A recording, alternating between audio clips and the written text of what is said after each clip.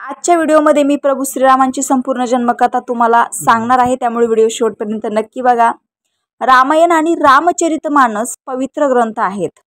तुलसीदास यांनी श्रीरामाला ईश्वर मानस रामचरितमानसाची रचना केली आहे, परंतु आदिकवी वाल्मिकी यांनी आपल्या रामायणात श्रीराम यांना मनुष्य मानले आहे। तुलसीदास यांनी रामचरितमानस रामाच्या राज्याभिषेकानंतर समाप्त होते, तर श्री वाल्मिकी यांनी आपल्या रामायणात श्रीराम यांचे महाप्रयाण पर्यंत वर्णन केलेले आहे। चला तर सुरुवात करूया कथेला। महाराज दशरथांनी पुत्रप्राप्तीसाठी यज्ञ सुरू करण्याचा निर्णय घेतला। महाराजांच्या आज्ञेनुसार श्यामकर्ण अश्व चतुरंगिनी सेनेसह सोडवण्यात आला। महाराज दशरथ यांनी सर्व मनस्वी, तपस्वी, विद्वान ऋषीमुनींना व वेदविज्ञ प्रकांड पंडितांना यज्ञ संपन्न करण्यासाठी आमंत्रित केले होते। योग्य वेळ आल्यावर अभ्यंगतासह महाराज दशरथ आपले गुरु वशिष्ठ आणि आपले परममित्र अंग देशाचे अधिपती लोभपाद यांच्या जमातारुंग ऋषींसह यज्ञ मंडपात आले। या प्रकारे महान यज्ञाचे विधिपूर्वक शुभारंभ केले गेले। संपूर्ण वातावरण वेदांच्या ऋचांच्या उच्च स्वरात पाठ उत्स्फूर्त होत असल्याने आणि समिदाच्या सुगंधाने दरवळू लागला।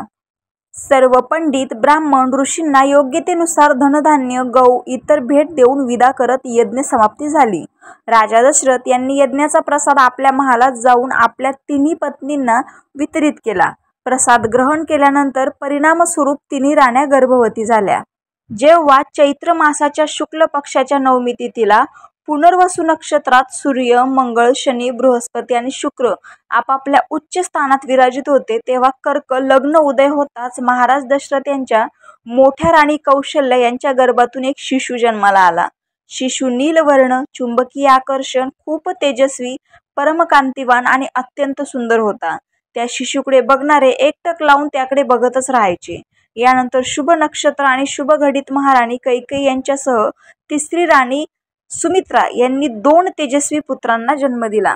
संपूर्ण राज्यात आनंद पसरला। महाराज यांच्या घरी 4 पुत्रांच्या जन्माचा उत्साहात गंधर्व गान करू लागले, अप्सरा नृत्य करू लागल्या, देवता आपल्या विमानातून फुलांचा वर्षाव करू लागले। महाराजांनी उन्मत्त हस्ताने राज्यद्वारावर आलेल्या भाट, चारण आणि आशीर्वाद देण्यासाठी आलेले ब्राह्मण आणि याचकांना दानदक्षिणा दिली। पुरस्कार स्वरूप प्रजेला धनधान्य आणि दरबारात असणाऱ्यांना दागिने रत्न प्रदान केले। 4ही पुत्रांचे नामकरण महर्षी वशिष्ठ यांच्याद्वारे केले गेले। त्यांचे नाव रामचंद्र प्रभू, भरत, लक्ष्मण आणि शत्रुघ्न असे ठेवले गेले।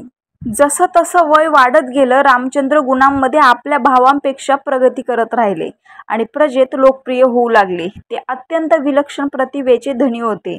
परिणामस्वरूप अल्पकाळातच सर्व विषयात ते पारंगत झाले। ते सर्व प्रकारच्या अस्त्रशस्त्र हाताळणे आणि हत्ती, अश्व यासह सर्व प्रकारच्या वाहनावर स्वारी करण्यात निपुण झाले। ते सतत माता पिता आणि गुरुजनांच्या सेवेत असायचे। त्यांचे 3घे भाऊ देखील त्यांचं अनुसरण करायचे। 4ही भावांमध्ये गुरूंबद्दल आदर व श्रद्धा होती। 4ही भावंडांमध्ये प्रेम आणि सन्मानाची भावना देखील होती। 4ही मुलांना पाहून महाराज दशरथ मनापासून अभिमानाने व आनंदाने भरून जात असे। तर हीच होती भगवान प्रभू रामचंद्रांची जन्माची कथा। आय होप तुम्हाला हा व्हिडिओ आवडला असेल तर अशा धार्मिक, वारकरी, सांप्रदायिक, आध्यात्मिक रिलेटेड व्हिडिओसाठी माझ्या ह्या चॅनलला नक्की सबस्क्राईब करा। रामकृष्ण हरी।